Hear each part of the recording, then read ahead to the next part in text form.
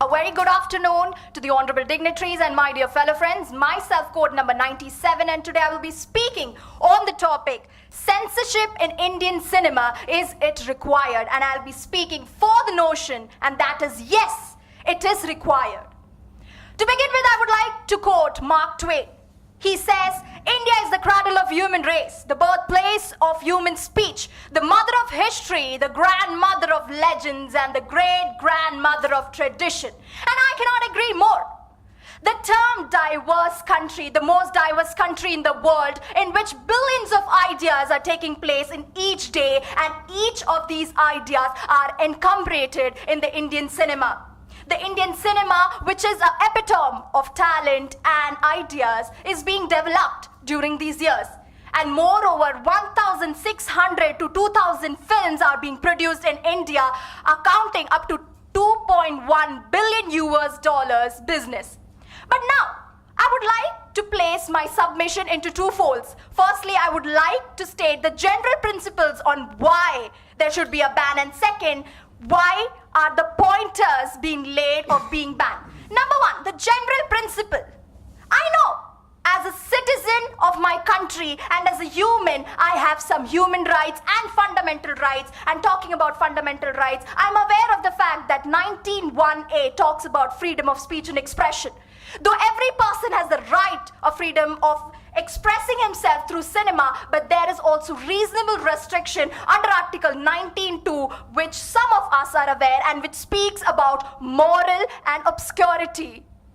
This itself is the basis of why there is a ban in Indian cinema.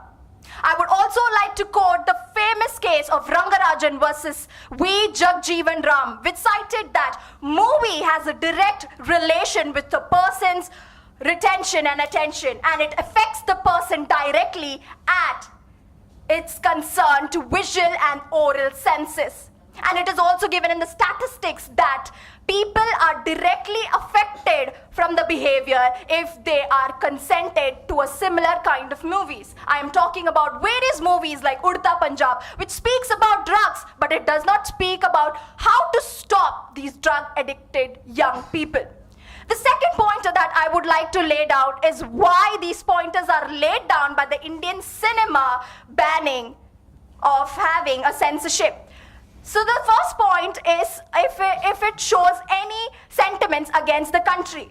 It is voidable under section 124(a) of the IPC, which talks about no freedom of speech will be enchanted or enthusiastic if it speaks against the country. Number two, if it is promoting communal violence, various films like Gujarat riots or Firak, which spoke about the Gujarat riots, actually won the national awards, but they created communal violence and the feeling of violence amongst the people. Number three, any movies which promotes obscurity are banned.